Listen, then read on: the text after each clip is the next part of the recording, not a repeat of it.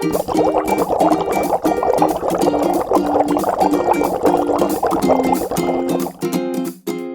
us off. And of course, welcome to another Aloha Pools and Spas Deep Dive podcast. I'm your host, John Watts, along with Brad Cook, and today we have Larry Frye. I'm the construction manager at Aloha. Been here since 92. Was it 92? Yeah. I was going to ask that. Yeah. 1992. I was on the radio back I think then. we moved in this building in 94 or 93. 93. Yeah. Labor Day weekend of 93. Yeah. We all got together and bum rushed it. Yeah, I remember. It was, yeah.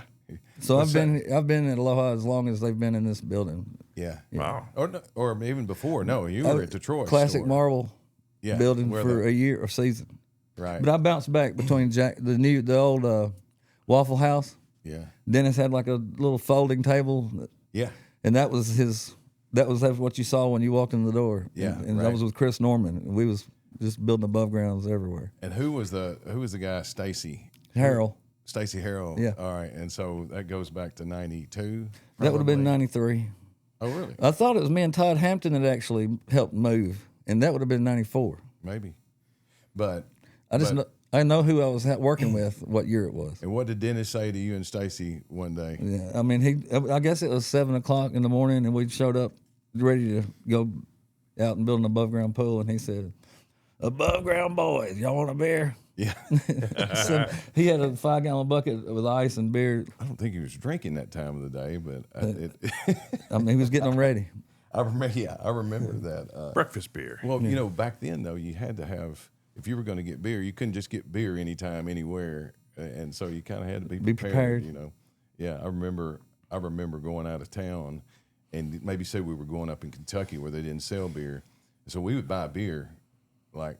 On the way? I hate to say that. But we'd buy beer and put it in the cooler for that night. Yeah. Because, you know, you get up there in West Kentucky, there's nothing. No man's land, yeah. No beer. You got to have beer for the horses, right? Right. Yeah. So 1992, you came along. So I asked you yesterday before we did this, I was saying, you know, hey, we want to do this, to think of some memory and about all your time here. And some odd things that happened, or pool projects that you're real proud of, or just thinking of different things that people might find interesting. So, and you said, well, there's one thing, the glaring that stood out. So the most glaring memory I have is during my above ground days. So it had to be in the 90s probably. And your dad was, you know, the king of the pool king, and your dad, and so, but he was leveling pads for me. Right. And I'd get my pool kit to the job while he was digging, and then I had some guys helping me that would be kind of pre-assembly and stuff, and I would get the dump truck. We had an old orange farm looking dump truck, and it had like 6 inches of play in the steering wheel going down the road. And I would go get my sand myself because I was paying for my materials. And so when he got through leveling the pad for me, I was going to back the dump truck into the pool pad and dump the sand. All right. And so when I got ready to pull back out of there, it wouldn't go. And so your dad was master mechanic and jack of all trades. And so he's going to go underneath the truck and see what's going on. And he told me to sit in the truck and when listen and follow his instructions. So your dad is laying under the truck. Right. Oh, God. Up to I can only see him from the legs down. And he tells me, okay, try to crank it up. And so I guess I had left it in reverse before I turned it off and had my foot on the clutch or something. And so when I started to turn the key, it started rolling, and your dad is rolling underneath that dump truck. And I hit the clutch real quick and stopped, and I looked down, and he wasn't moving. Right. He was just, and I was thinking, I killed Brad's dad, you know. Yeah, he was fine. He was. Right. I hit and everything worked out fine. But yeah, I never heard that story. Yeah. I don't remember it anyway. Yeah, I probably never really wanted to tell you about it. You know, that same dump truck. You remember when we did that pool at Fulton in the United Methodist Church? Yeah. All right, and I don't know if this gets cut or not. You remember Dennis? Taking a leak. Yeah. I got to tell that story. I don't care. Dennis had relieved himself number one style in front of the truck, and and Larry was walking around and everything, and he saw that what appeared to be No, Dennis said, I think this truck is leaking. Oh, did he?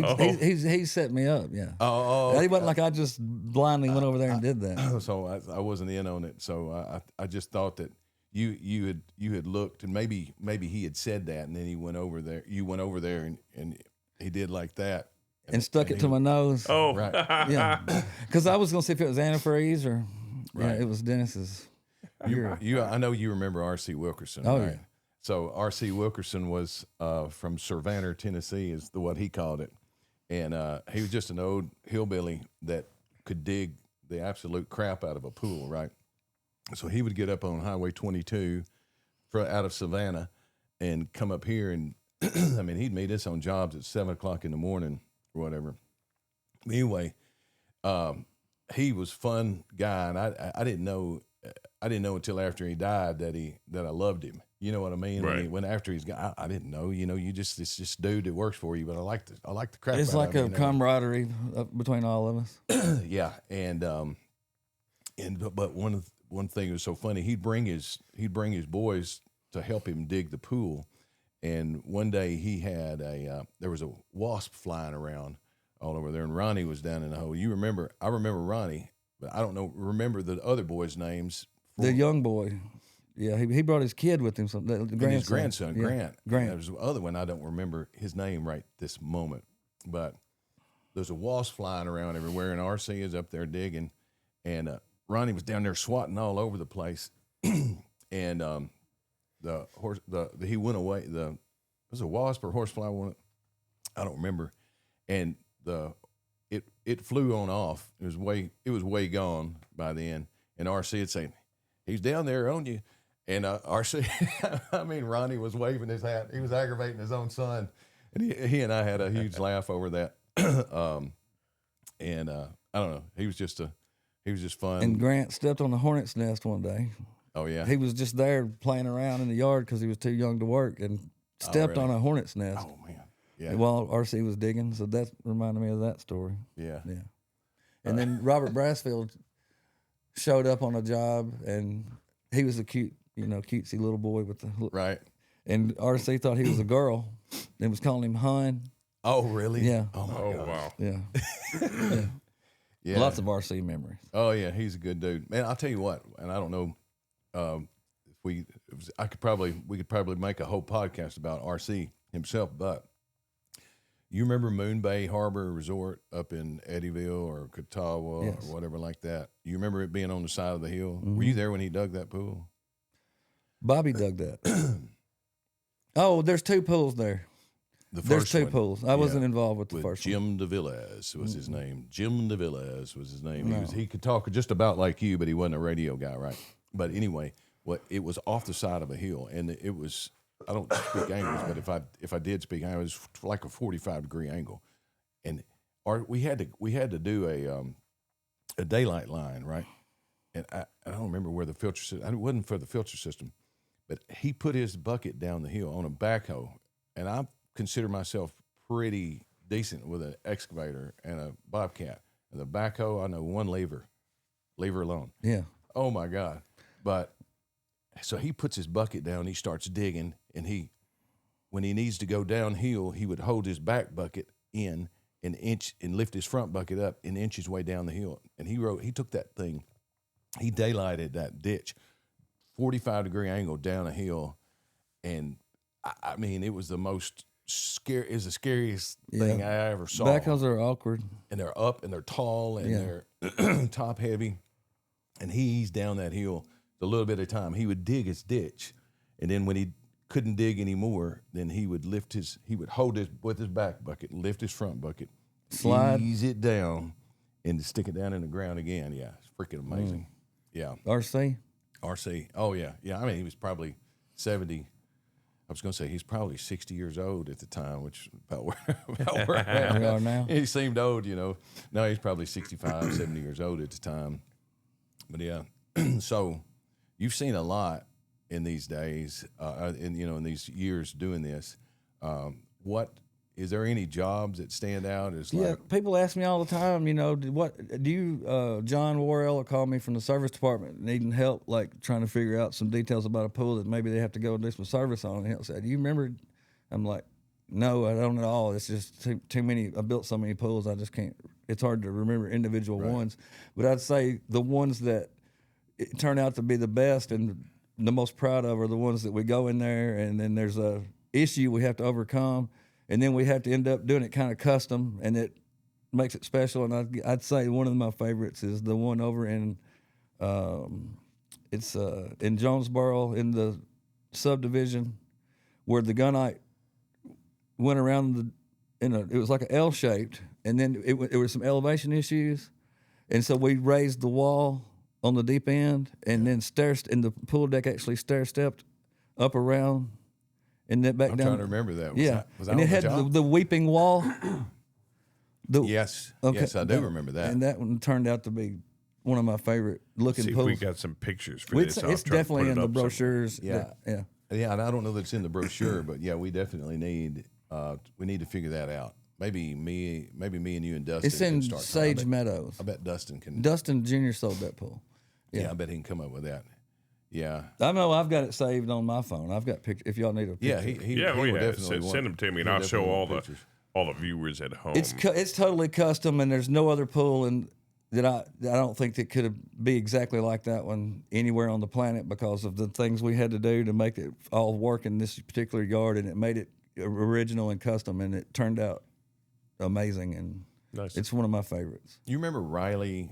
This was a long time ago. Riley something or another. He had it was a new subdivision at the time in Paducah, and he wanted this. When you said weeping wall, that made me think of this this wall that is kind of separate from the pool, but it was just like a wall that it trickled down into its own little pool. It was one of those Frank Lloyd Wright homes. It must have been Frankie days. Yeah, it definitely was. Yeah, that one stood out. I don't remember that one. Yeah. The Todd Farron. Yeah, Todd Farron was a cool pool. He's a photographer in Paducah, and he would create all of these like really cool little scenes. And he had a lot of people coming from like from Miami and and did a lot of swimsuit photos. And so it was probably the first tanning shelf we ever put in a pool. It was like a tanning shelf when they weren't even cool. Right. Todd was well traveled. And actually, we brought in some people from Arizona to help us do our first manufactured rock type of pool. Right. I don't know if I could might could get Todd to send me some pictures of that old pool. I know I don't have pictures of it, but it was pretty cool. His whole scene was pretty cool because it was. I don't know if we did fog on that pool or not. We dabbled in that a little bit, but we tricked that one up. A whole lot. For the times that we did it, it was tricked up. Yeah, it was pretty cool. And, kind of a grotto type, grotto type waterfall, little low scale Hugh Hefner type look, Right. That one stands out. But, I'd actually forgot about it, though, until you brought that up. And then you remember when we did that pool in Huntington and Dennis, we were shooting gunite, and it had two automatic covers. It's like for a doctor or something. It was an L-shaped pool, so there's an automatic cover going across the shallow end and one coming down the deep end. What I remember about it is we were pumping our own concrete, and we were dragging the concrete hoses around, and it was my first encounter with working with some Hispanic guys that was a part of the cruise Mahano, as Uncle Frank used to call him. Mondahano? Yeah. That from that bunch. And I remember this one guy was real stout, and I was trying to help him drag the concrete hose, and he was dragging the hose and me along. I couldn't keep up with him. I couldn't keep up with him. Well, that was some hard times. I mean, some hard work. The Wendell Hoskins pool, I think, is pretty special. But yeah, I mean, it sucked work. It was difficult because of. He was in some like some of the gumboest gumbo that ever gumboed. I mean, he had bad ground conditions, and he wanted a huge pool. Like the ground let's see, and tell me if I'm wrong about this, but people out there in that area have to keep their house wet around their yard, or it dries, and then the the gumbo expands. Am I saying that right? And It it like holds the water, doesn't go into the ground. It like holds it. yeah, Yeah. yeah, and It's so like a bowl. It's either holds it or it cracks if it's dry. so we overdug the pool, and it's good for rice because it holds water really well. I guess that's one. That's reason probably it's why good. they grow rice all around there. Good Yeah. for rice. Well, you couldn't do it over in Kennett because water would Sand just would go straight Take in the ground. water.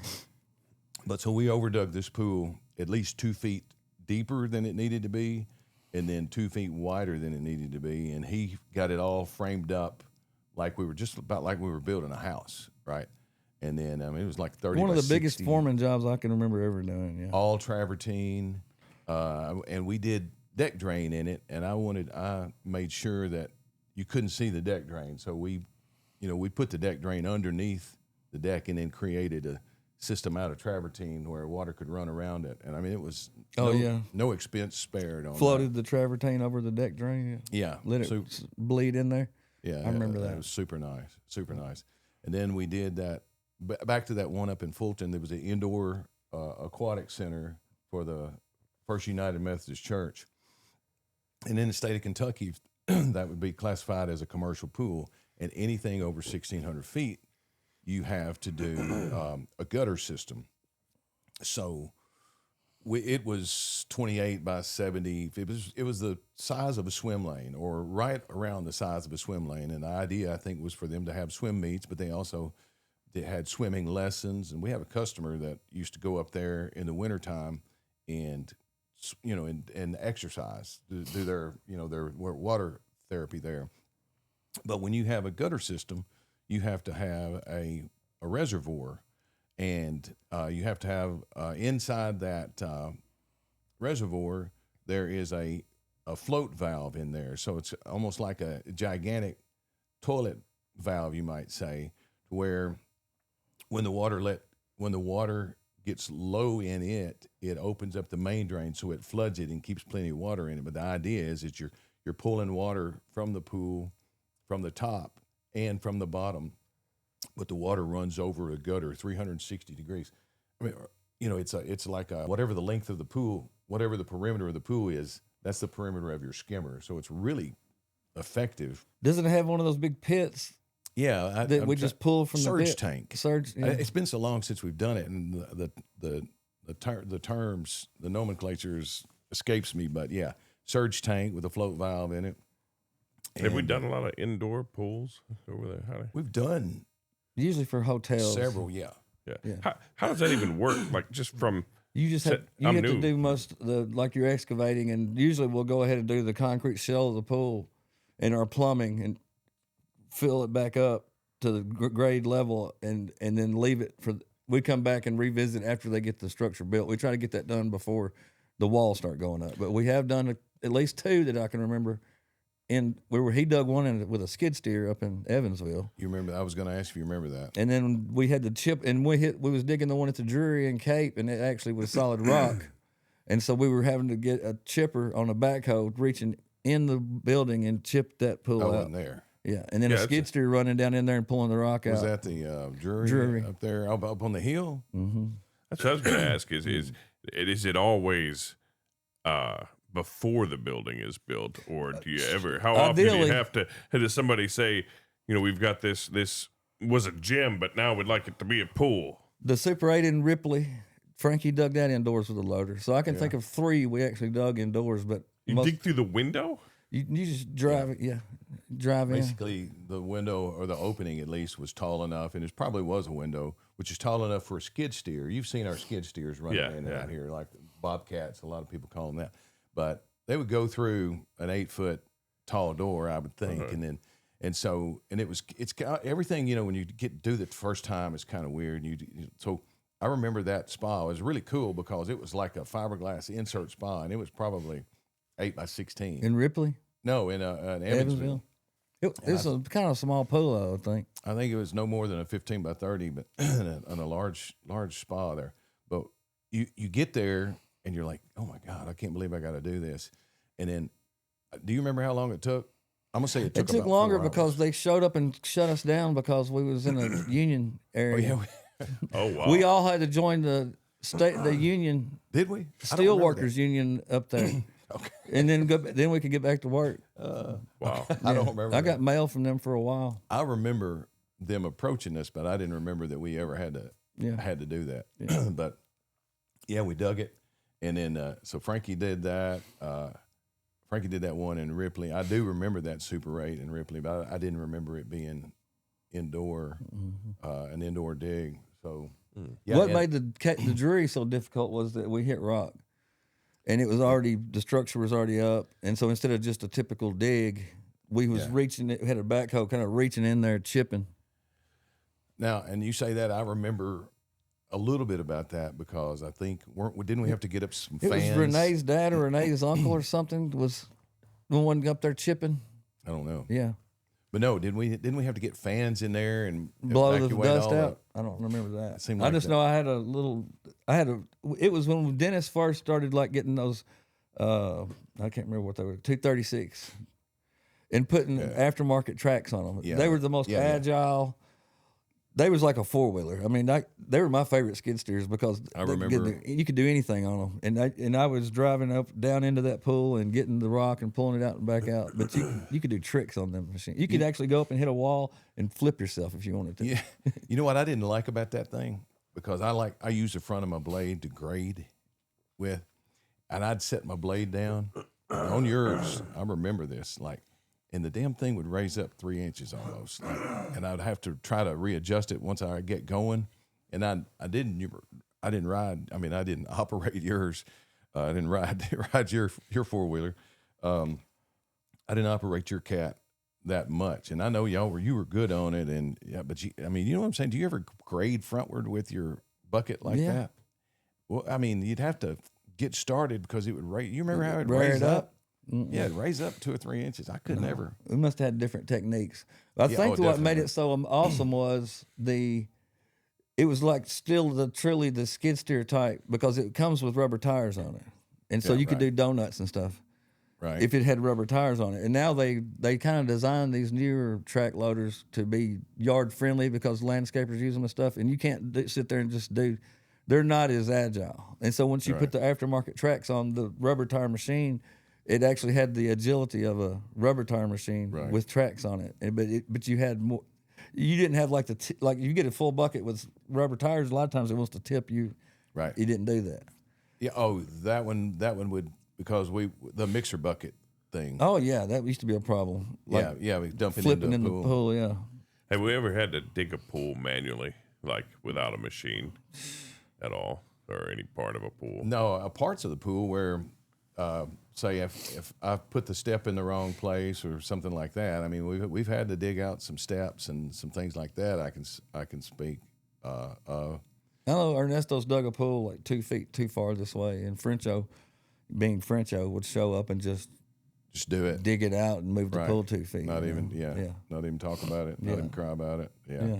That's just pretty crazy, that somebody would do that. But Frencho's he's old school. Old school. What's the worst thing that's ever happened?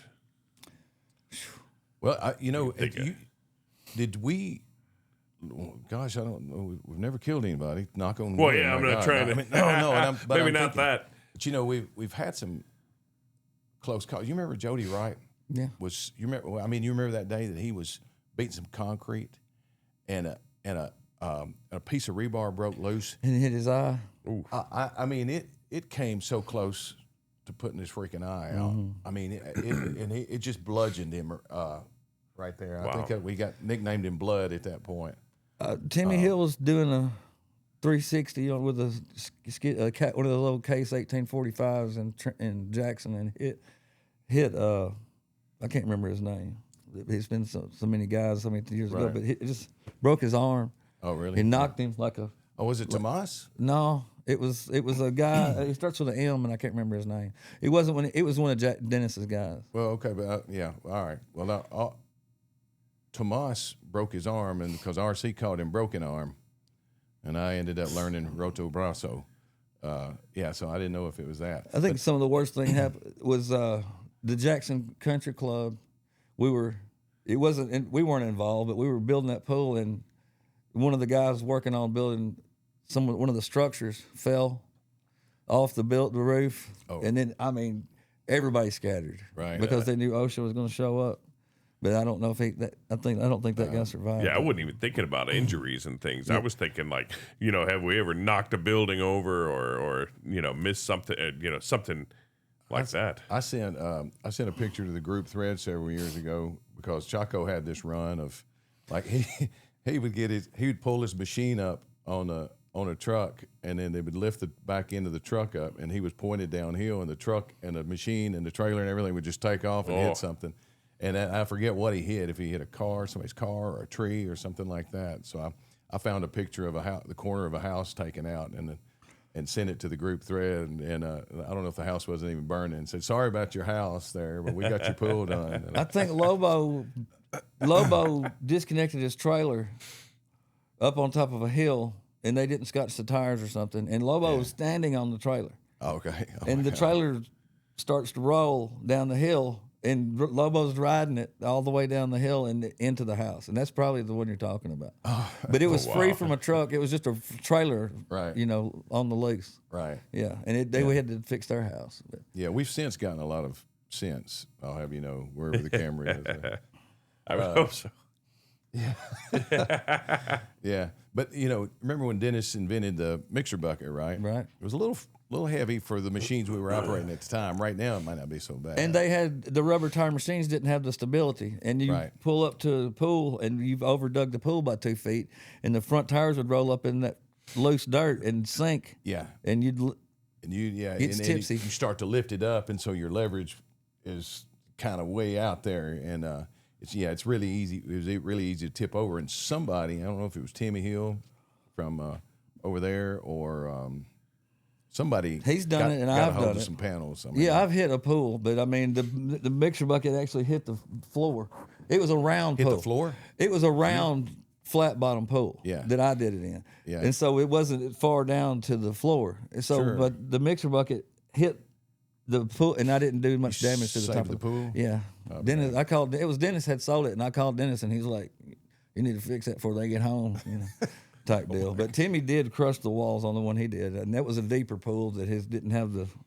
I had the mixer bucket, I guess, tipped down, and when I flipped, it hit the ground, and I just pushed down with it and raised the machine back up. Yeah. I got myself out of there. You emptied the load. I think that we might have had to go and hook on with something and pull me back up. Yeah. Yeah. But also one time I was building a pool, and the mixer bucket, I guess the pins were broke. One of the pins broke, or sometimes they would get loose. Those little brackets that the pins would lock into would get and the mixer bucket fell off the machine and totally came. It fell off the machine. Could you imagine being down in a hole? Yeah, the guys were down there in the hole working. See that coming at you, or see a big machine coming at you. Yeah, it fell in there. But the hoses actually didn't break and held on to it a little bit. That kept it could have been worse, I think. But for any insurance companies watching right now, I want you to know we've had very few claims, and several years that will go by, and it's been kind of impressive how few claims we've had. And when you have 100 people working in a company, there's things that happen that sometimes I don't even hear about until the insurance guys sit in front of me for renewals.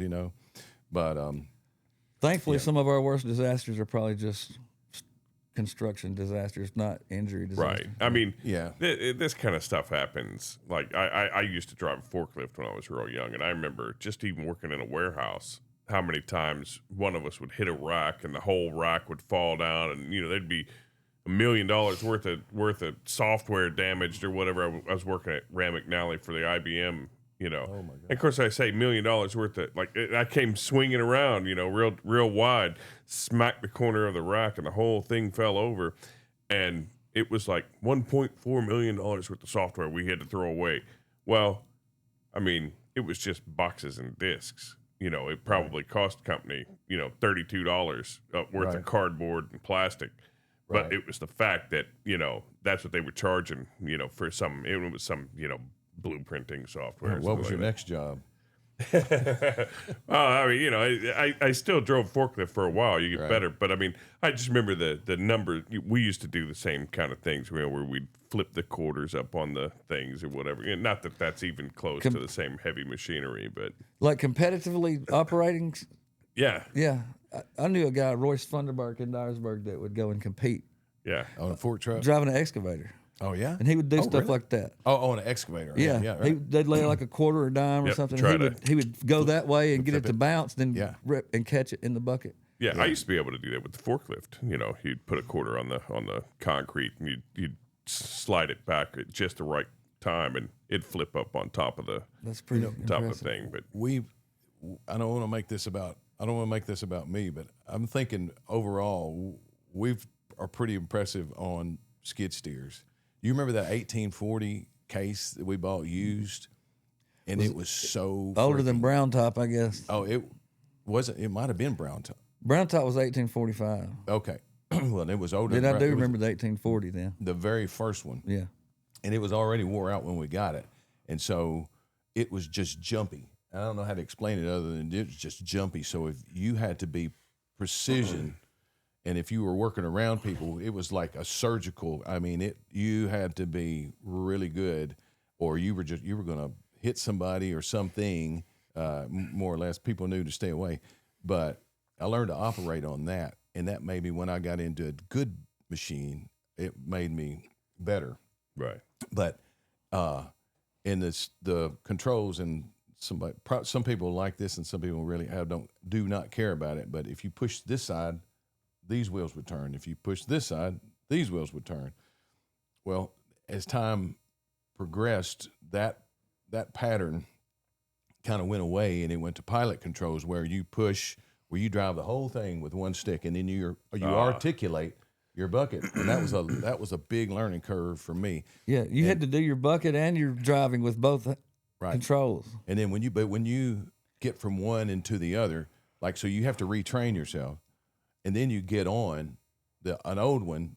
That time when we had a period of years, We where still had some those 30 XTs or what 60 XTs. We still had 60 some around. XT case, Yeah. 60 XTs, and then we were starting to pepper in some 259D Caterpillars, right, something Right. like that. And so for a while, I just didn't operate hardly any of them. And then I got on, and I started learning how to do that. And now I'm pretty good at the other. But I wonder what would be like if I got Going on back to this, if I went back. it's to that harder now. It's harder to go back to that. Yeah. Yeah, Sure. since you've retrained, it's easier to go from the skid steer style to pilot and learn that than it is to get back on. But your dads were all foot pedal controls. Which I don't believe there's any way in the world. With the old And as Bobcat good as I style. feel like I have able to operate a skid steer, I get on there and look like I've never been on one in my life. Oh yeah, you talking about chopping somebody's something off? I mean, you just stay the absolute hell away from me. Yeah. I mean, I would like to learn it. You ever seen a musician that sit there and play every instrument and Right, operate? yeah. I mean, it's that. I mean, to me, it's that type of talent to be Yeah. able to do that. People who grew up on it, and they were like the first person first company that created a skid steer, I would think. So, if you ran one, that's what you ran, and so I don't know. You drove with your hands and you operated all the bucket with your feet. oh wow, yeah. Yeah. It's crazy. Pilots would be good. I remember sitting, in the aircraft and steering it around. Yeah. Okay. For the Yeah, but going back to we're talking about the competition though. I would have probably liked to have used Get competitively see your skills. Yeah. see how it hold up on I that. mean, you have the equipment in the company. You We could probably hold think your we own I guess we could. competition. We should do that. Yeah, and film it and turn it into a But thing. we build. We should do that. That's a we're- great idea. We're operators, Yeah. but we're also plumbers. We're also concrete guys. We're also Right. borderline administrators these days. So we just have to do a lot of things. Oh yeah. If you right. think about these guys that spend their whole days on on the a skid machine, steer, they get really good at it. Right. They Yeah, would it's like- they would probably whip our butt. It's like learning to dig a pool. Ernesto can dig a pool better than I ever thought about doing, and so and Bobby could dig a pool better than I ever thought about doing. But I had a time when we were between operators, and I was building a driveway out at Let Hauser at my house, and I spent one winter learning how to operate, and then Uncle Frank drove me around, and I learned to and every time I get off, like I remember digging a pool in Rutherford, and I was so tight up in here because it was right by a house. Tense. Yeah. Oh my God. And then, but now I've got to where I remember going out this way a few miles, and my record is 18 by 36, about 2 foot out of the ground on the low side, and about 8 inches out on the high side, and 2 hours and 15 minutes. Boom. Now that's pretty good, pretty fast, but no, it's not Ernesto good. No, I think Ernesto grew up playing games. Something Controllers in his hands, and it just kind of came natural to him. Yeah, you think some of the younger people that have that video game experience, it just translates to that. Obviously so. I mean, he's a good guy, and he's excellent at it. So we grew up where you was out in the yard, you know. Well, our video games had like two. You know, we had the stick and a button. Atari. Yeah, exactly. Nowadays, I think it has helped him. Like I think that he just stepped on there, and it comes natural to him. And he can be on his phone and with his ears, and he'll be talking to somebody and digging, and it's like he don't even have. It's like it's just an extension of his body. It is second nature. Was that legal? Sure. Maybe we should roll that back and edit that. I don't know. You know. I think he's using his headphones. I'd say there you go. Yeah. He's definitely got the earbuds in. Yeah. There you go. Yeah, I don't think anybody's going to come into the backyard and pull him over. No. So, John and I have been doing this podcast for several weeks, and we're trying to figure out. We watch a lot of podcasts and or listen. And there's always a question that they ask every time, and we haven't really honed in our question. But we heard one the other day. It wasn't a podcast, but John said that'd be a good question. Yeah, to I ask. thought it might be interesting. So let's throw that one by. So Larry. basically, it goes like this: if you were financially set, if you didn't have to worry about money anymore, what would you do with your life? I think I would go and try to watch. Take my wife and go see the world a little bit and.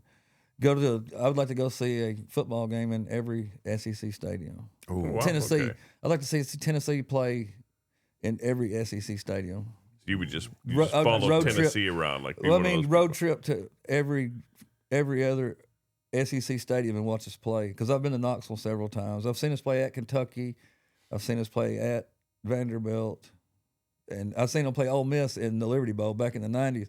They used to have a series with Ole Miss where they would play in the Liberty Bowl Stadium every so many years, and then they would rotate who his home team.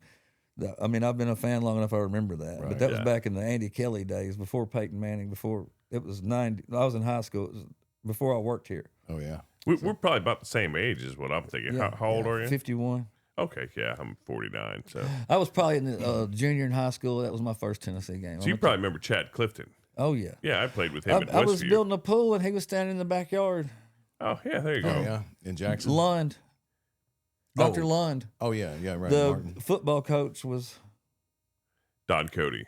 I don't know who Back Dr. in Westview, Lund's man anyway. was, but it was He the said Don football Cody. coach at Barton Westview. Yeah, that's Don Cody. He was great football coach back in the day, back in the 90s. That's who I played for a little while. I don't know who he was. Was he with Dr. Lund? I know the name. I just don't know. Well, it was Elizabeth Lund, and it was the first pool I built when I came back in 2009. All right. You took me over there and just said, well, I need your help on that. Oh, yeah. Anyway. It was a tricky pool, The too, yeah. football coach was the man of the house, and Chad Clifton, it was during the summer, and so he was off. He was playing for the Packers at the time, and he was just later. home, and he was hanging out with the football coach, and he was in the backyard over there while I was building the pool. Yeah. Chad was a freshman whenever I was playing. Okay. He's a little younger than me. I graduated in '94, and so he was a freshman. So I remember I was a tight end, but we'd line up, and I was still able to beat him on the boards, a little bit because I was bigger. Well, not bigger, but I mean, back then he was taller, but he was still skinny. Right. I had a little more weight to me. He's had an amazing career. I mean, he has a SEC. That did not last long. He won 2 SEC championships, Yeah. a national championship, and a Super Bowl, and protected Peyton Manning and T. Martin and Brett Favre. Yeah, Chad was awesome. Yeah. Chad was great. That's his career. Big time. So he's a big Green time. Bay. Yeah. I wanted to make a Warren Sapp joke that when he was there, but he would kill me because he No, Chad's a good guy. would have killed me. But do you remember the Warren Sapp situation? The who? Yeah, oh yeah. Brett Favre threw an interception. And Chad, I remember that. So somebody was running the ball back, and Chad was going to go try to tackle the guy that intercepted the ball, and Warren Sapp. Warren Sapp was a 300-plus pound defensive tackle that could catch running backs from behind. Right. So amazing athlete, 300 pounds. Right. And anyway, he's a blocker because they intercepted the ball. And Chad's running and he's not looking, and Warren Sapp blindsides him. Right. And Yeah, it was a dirty play. It put Chad out for about a year. Yep, It like for some time. he hit him so hard it like tore his hip away from his body. I don't know. It like separated. It's a bad situation. And it was just from the force, because he got hit like in the shoulder. Right. But his injury was in his hip. Yeah, and it 300 pound guys. God. And Warren Sapp running as fast as he and hits him, and he had to have hip surgery. Yeah, But Warren I didn't Sapp say never. Because he could truck me, and I know that. right. he was never apologetic about that Yeah, or I anything know. like that. Right. Like he was a jerk. Rubbing is racing, though, they say. You know what? And I'd say that if he was sitting in the room, They've got a rule don't for care. that now. You can't blindside block now. Right. Only. Oh, yeah. Right. They've changed that rule. But Kind of understandable. I mean, it looks fun to watch, but the There's- repercussions are. it's like horrible. every game I watch them. Oh, it's like a train wreck constantly. I don't know how them guys hold up. yeah, that's my only regret is quitting football back in the day. You're probably a lot healthier. I quit my senior year so I could go make money. I can- was like, you can I'm walk. not going to end up in the NFL like all these other people. I'm going to go try to be on the radio. And we see how that worked. You can still walk though. So Yeah, that's probably true. have Yeah, good knees and all well, that. the Marines didn't do me any good on the knee part and all the running. So yeah, I should have played a little bit longer while I could. These days you can get paid really well, even in college. Yeah, Yeah. that's true. Yeah. I think adopt me a little athletic boy. So,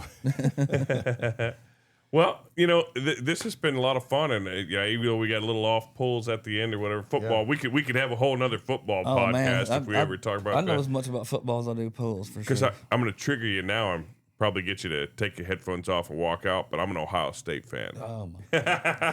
So at least I Yeah, didn't say Alabama, but I am kind of hoping. I'm also a Cleveland Browns fan. I'm hoping that Simpson, is it Ty Sampson? Simpson? Yeah, I'm Dylan hoping Sampson. that he ends up playing for the Browns so that Oh, Ty Simpson. Ty Simpson, yeah, Dylan Sampson is a Vol and is already on the Browns. But right. do you know that the Browns ownership are Vol yeah. people, Haslam's? Right. They're like the biggest donor at UT. The Pilot logo on the field when you watch a Vols game now, it says Pilot. That's the Haslams, and You're they was right. the governor of Tennessee. They own the Browns. Yep, I'm trying to.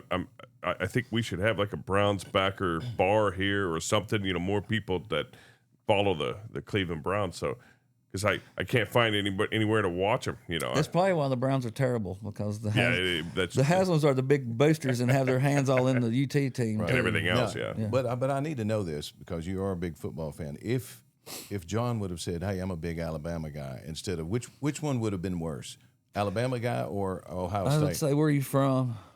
Oh, I'm from Cleveland. Then that's fine. If you just Yeah. said if you said you're a Bama fan and I said where you from and you said you're from Tennessee, that I'm would, same. Right, I'm yeah. same on Yeah. that. That's That's fair a- weather. if you're from Alabama, that's fine. That's a betrayal. but if you though. if you're It one of is. these people It's Chaco. that jumped on the Bama wagon after they yeah, and you after used to be they like a go. Vols fan, but the Vols started that's trash. That's for me, Pittsburgh. Every time I hate Pittsburgh, the Steelers. Right. And every time I meet somebody, especially like here, and I'm like, "Are you from Pennsylvania, Pittsburgh? You from there?" No, I'm from Troy. I'm like, "Why do you like the Steelers?" What age though? What age? Well, that's different Here's the too. reason I mean, I'm not The going to Tennessee confront didn't have a pro team for a 7-year-old. long time, so there's lots of different pro fans in the state. because if they're of the era where Pittsburgh was winning, and while you had a team in Tennessee, that's one thing. Like we grew up. I grew up a Steelers fan, and a lot of people were Cowboys fans in the area. But there was nobody. Well, no, but I'm not now because the Tennessee Titans. And Right, I'm not a right. pro football guy Me anymore, neither. anyway. But if they were my age and we didn't have a Tennessee to root for, Right. Titans to root for, You gotta pick And somebody. then now they're saying I'm a big Steelers fan. I'm thinking, if they're my age, it's cool because they grew up that way. And when we didn't have that choice, And in the South, like most of these states don't have pro teams. Like Right. Alabama, Mississippi, Arkansas, Figure you Tennessee. go for somebody closer. They didn't have pro teams when we was growing up, and the college Yeah. football was life. It was like the pros. Well, Yeah. like when I lived in, and I get all that, the college football thing. When I lived in South Dakota, a lot of people were either Vikings fans because Minnesota was next door, or they were Denver fans. So you had this, and of course now there wasn't a whole lot of college teams in South Dakota either. That I mean, they were not Division I. Yeah, they have really good like lower division school football Right. up there. Right. Montana, North Low Dakota, division. North Dakota State, South Dakota State. They like compete for national championships every The single Jackrabbits year. and Yeah, yeah. I watch that. I don't watch it year round, but when they start the playoffs, I do watch a it. good rodeo. up there, too. Montana has a good team. Montana State. Yeah. All those upper western states are real, and it's snowing because they play on their home field through the playoffs. Oh, yeah. And it's like the guys are out there just I'll say this Loving though. it. Yeah. Their high school football is terrible. yeah. My brother-in-law coached one of the biggest schools there, like Central High School, and they've got like 3,000 students or something or more. It's a huge school. You'd think that they would have an amazing team. Right. Nobody cares. Everybody that worked in, they all play hockey. They all play other things. So, like there was one play he remembers where a guy came, laid pretty good lick on somebody, and the parents were calling him, going, you're instituting this is violence. I can't. We shouldn't. And he's like, "Ma'am, it's football. Yeah. Like to come from Tennessee to go up there, like this is how, it's just a different world." Right. Anyway, well, we better. we're rolling up on some time. Final thoughts for sure. Well, I guess I have to just thank Larry for doing this. This is probably not outside your comfort zone because you did an excellent job. It's just sitting here talking Just about shooting the crap. Yeah. It's just reminiscing. So it's just one day. A lot of days I'm wondering what I'm going to go do, and today I really need to be. You gotta be I'm home. busy There you today, go. so Yeah. y'all picked a great time for this. Right. I'm worried about the guys. And Yeah. right now. Well, you need to go, and you're doing a refurbished job over in Martin. and kind of today. just Get custom started. doing this. Esri kind of handed me the keys to make it happen, and then we're going to order a liner to fit when we're done. And I bad need pictures of that to see that because that's a growing category for us, and it keeps us busy in the off season. Get us some more work. Need to see some before and after Renovations, stuff on we're that. calling them now instead of Renos, refurb. refurbished, Yeah. renovations, remodels, Makeovers. I was going to say that. Trying to see like the HGTV shows do the makeover Yeah. deals, but yeah. So anyway, appreciate it. Yes, Appreciate sir. all your time I here. appreciate It's, it. I it's enjoyed been it. fun. He's the longest lasting, Longest tenured. Aloha guy here. Yeah. So Nice. Anyway, appreciate it. Yes, sir. All All right. Thank you, Well, guys. And I guess this concludes our podcast. We appreciate you as always. Like and subscribe, and leave some comments below for that question. Remember, we asked that question. We're trying to figure out exactly what we want to say, what we want to ask people. If you have any ideas, we'd love to hear them. What are some of the fun things that we could ask some of the guests that come on the podcast?